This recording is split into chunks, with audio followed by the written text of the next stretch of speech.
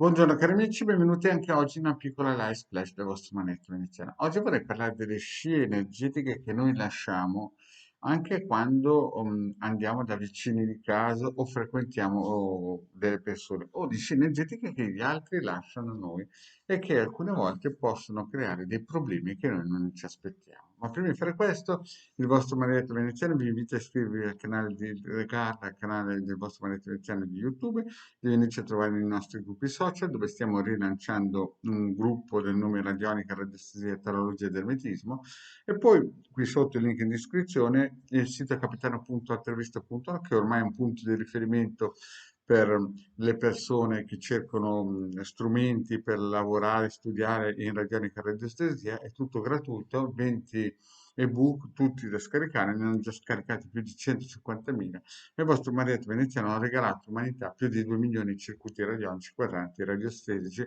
con tante di istruzioni. In più abbiamo in questo sito una sezione shop per chi vuole acquistare dei prodotti tipo questo muletto talismano a 150 euro più spese di spedizione.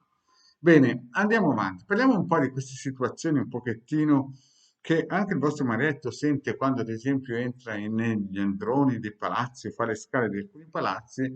Sento che magari ci sono delle presenze importanti di geni che sono piazzati lì magari anche da anni, che sono terribili, aspetta il momento giusto per poter attaccare. Molto spesso molti di questi inquilini sono ignari di queste problematiche, proprio perché loro non hanno mai avuto a che fare con queste cose, però il problema cos'è?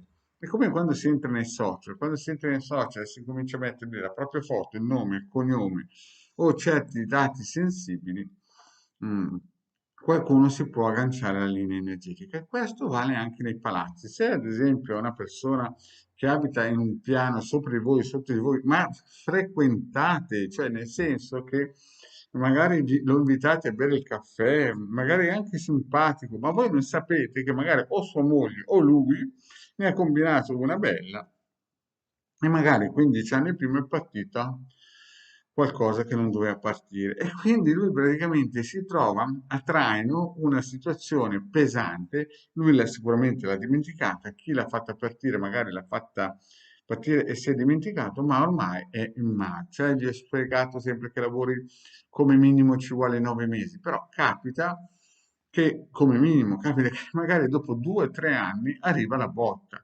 Però se voi frequentate questa persona, che magari voi siete ignari, no?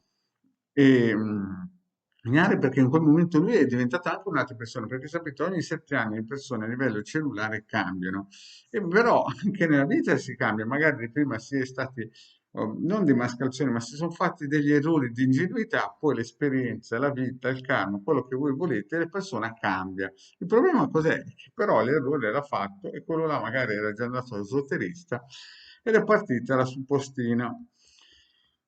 E quindi si entra in alcuni palazzi, e io adesso faccio dei casi, o in alcune case e si sentono delle energie, oppure ci sono degli inquilini a fianco che vedono, ad esempio, dei apposti, no? Tipo, non so io, chiodi, robe insomma che fanno capire che c'è dietro un lavoro magico e che questi qui magari ne sono all'oscuro, proprio perché è il vicino di casa che si porta dietro e quando è stato lanciato l'opera di alta, non di alta magia, ma di bassa magia, chiaramente si è cercato di prendere la scena energetica.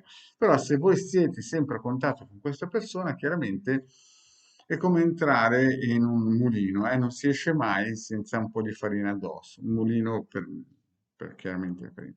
E quindi di conseguenza ci sono delle persone che senza neanche saperlo si portano in casa dei problemi che non sono neanche suoi, perché magari questo tizio vi è simpatico, lo vedete, lo invitate spesso a bere un caffè, magari giocate a fare una briscolina, e intanto i suoi problemi diventano anche i vostri per il semplice fatto che vi attaccate a queste scie energetiche. È chiaro che bisogna seguire il Maretto Veneziano per riuscire a capire di trovare delle soluzioni, oppure attivare tutti i circuiti gratuiti, o a fare delle pulizie radioniche, o attivare sigilli, comprare sigilli, insomma, bisogna quando ci si accorge che magari in casa sta per apparire o spariscono delle chiavi che non sono mai sparite, poi ricompaiono, senti camminare qualcuno, qualcuno che scende dal letto, sale sul letto e non c'è nessuno.